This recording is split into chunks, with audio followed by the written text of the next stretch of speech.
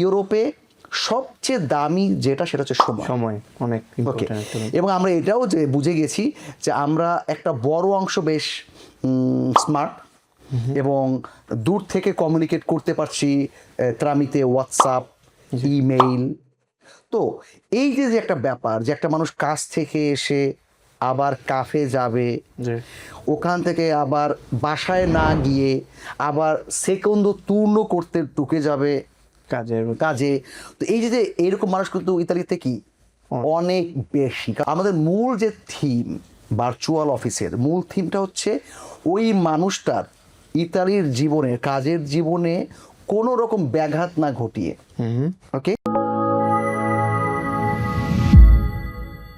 ভাইয়া, আসসালামু আলাইকুম।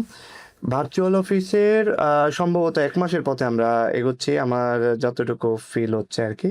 তো এই ভার্চুয়াল অফিসের আউটকাম সম্পর্কে, যে মানুষ আসলে কল দিলে আমাদের পাচ্ছে, আমাদেরকে হয়তো কোনো প্রশ্ন করলে আমাদের কাছে উত্তর পাচ্ছে, এই ব্যাপারগুলো আপনি অনেক ফলো আপ করেন, আমি খেয়াল করি। তো এই ব্যাপারটা নিয়ে যদি কিছু বলতেন আমাদেরকে।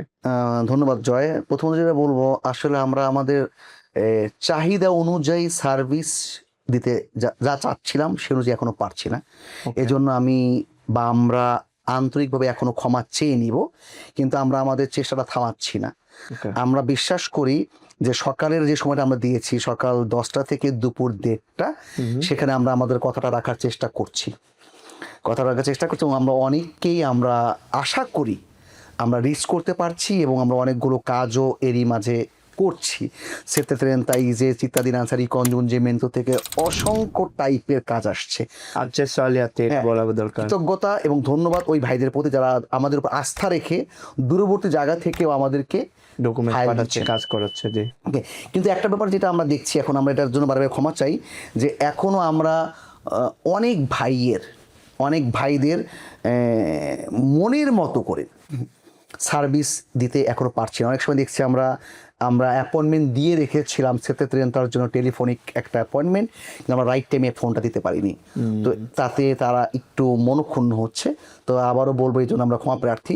তবে আমাদের যে মূল টার্গেটটা আসলে এটা, যে আমরা এটা বুঝে গেছি ইউরোপে সবচেয়ে দামি যেটা সেটা হচ্ছে সময়। অনেক ওকে, এবং আমরা এটাও যে বুঝে গেছি যে আমরা একটা বড় অংশ বেশ স্মার্ট এবং দূর থেকে কমিউনিকেট করতে পারছি ত্রামিতে, হোয়াটসঅ্যাপ, ইমেইল। তো এই যে যে একটা ব্যাপার যে একটা মানুষ কাজ থেকে এসে আবার কাফে যাবে, ওখান থেকে আবার বাসায় না গিয়ে আবার সেকেন্ড তুর্ণ করতে ঢুকে যাবে কাজে। তো এই যে এইরকম মানুষ কিন্তু ইতালিতে কি অনেক বেশি, কারণ বাংলাদেশের একটা বড় অংশ রেস্টুরেন্ট। একটু পজ করবো ভাইয়া। ব্যাপারটা হচ্ছে, আপনি যেহেতু বললেন স্মার্ট ব্যাপারগুলো, আসলে এই যে ডকুমেন্টস নেওয়া বা দেওয়ার ক্ষেত্রে আপনি কিন্তু খেয়াল করবেন, আমাদের কাছে অনেকেই ডকুমেন্টস পাঠায়, যেটা হয়তো কার্ড আইডেন্টিটির এক পাশে কেটে গেছে, পারমিটসও হয়তো ঠিকঠাকভাবে নাই। আমাদেরকে ডকুমেন্ট দেওয়ার পর আমরা যখন ফাইলটা নেওয়ার সময় দেখি যে আসলে ওনার সাথে কমিউনিকেশন গ্যাপ হচ্ছে, উনি হয়তো নাই, ওনাকে ডকুমেন্টস চাওয়ার পরে দেখছে যে ডকুমেন্টসের মিসিং আছে। এই ধরনের ব্যাপারগুলোর কারণে তো ডিলে হচ্ছে, তাই না? এটা একটু বলবো, আমরা আন্তরিকভাবে সবসময় বলি, বিনয়ের সহিত বলি এইভাবে, ভাইয়া আপনারা যখন ফোন করেন অথবা আমাদেরকে সাহায্য করেন আপনাদের কাজটা সম্পূর্ণ করতে, আপনাদের সতর্কতা জরুরি। আপনারা যখন ফোন করে একটা ছোট্ট টপিককে অনেক বেশি বড় করে ফেলেন, তখন আমরা আসলে আরেকটা ফোনের অপেক্ষায় থেকে যাই, অলরেডি ফোন ঢুকতেছে। তো জন্য বলবো, ফোন করা, ডকুমেন্ট দিয়ে সাপোর্ট দেওয়াতে আপনারা যত বেশি অ্যাডভান্স হবেন বা এক্সপার্ট হবেন, আমরা তত বেশি আপনাদের উপকারে আসতে পারবো। স্ক্যান ডকুমেন্টগুলো হলে ভালো হয় যে কোনো কাজের ক্ষেত্রে। তো যেটা বলছিলাম, একটু ফিরে আসি সময়ের ব্যাপারে। আমাদের মূল যে থিম ভার্চুয়াল অফিসের মূল থিমটা হচ্ছে ওই মানুষটার ইতালির জীবনে, কাজের জীবনে কোনো রকম ব্যাঘাত না ঘটিয়ে, ওকে, তার কাজটা দূর থেকে করে দেওয়াই আমাদের মূল টার্গেট। যেমন এক্সাম্পল দিচ্ছি, সকাল 10টায় ঢুকছে কাজে, বিকেল 4টায় বের হয়েছে, আবার ঢুকবে 6টায়, এর মাঝে তার গোসল, খাওয়া দাওয়া আছে, অনেক কিছু আছে। এখন তার যদি একটা কাফে যাওয়া লাগে আধা ঘন্টা, বসতে হলো 10 মিনিট, 20 মিনিট, সব মিলে তার ওই সময়টা শেষ। তো কাফ থেকে বা দ্রুত করে সে চলে যাচ্ছে কাজে।